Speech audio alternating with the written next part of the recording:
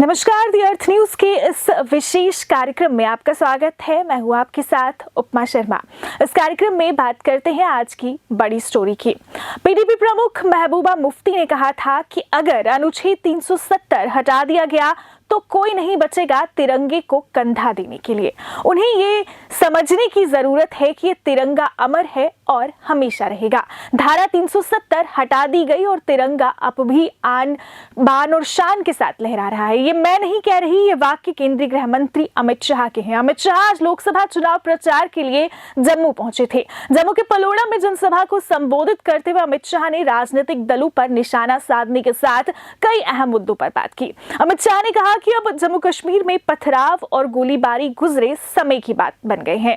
अब प्रदेश में आतंकवाद अंतिम सांसें गिन रहा है। शाह ने कहा, प्रधानमंत्री के कार्यकाल के 10 साल में जम्मू कश्मीर को सबसे ज्यादा फायदा हुआ है। एक जमाना था जब ऐसे जलसे की कल्पना ही नहीं कर सकते थे।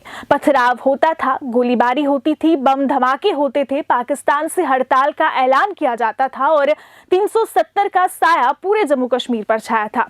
आज 370 समाप्त हो गई है। आतंकवाद अपनी अंतिम सांसें गिन रहा है और जो युवा पथराव कर रहे थे उन युवाओं के हाथ में लैपटॉप है। केंद्रीय गृह मंत्री अमित शाह ने कहा कि किसी में पाकिस्तान के लिए नारे लगाने की हिम्मत नहीं है।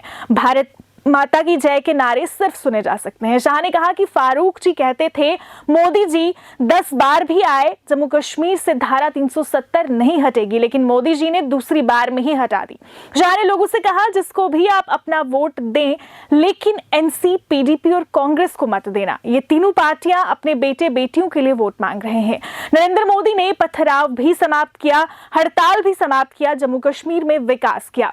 अमित शाह ने कहा, नरेंद्र मोदी के कार्यकाल में एक भी फेक एनकाउंटर नहीं हुआ। शाह ने कहा, फारूक और महबूबा बताएं सबसे ज्यादा फेक एनकाउंटर किनके कार्यकाल में हुए हैं।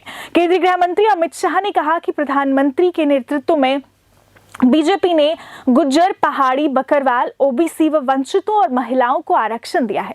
अमित शाह ने कहा कि डॉक्टर श्यामा प्रसाद मुखर्जी ने नारा दिया था, एक देश में 2 विधान, 2 प्रधान और 2 निशान नहीं चलेंगे।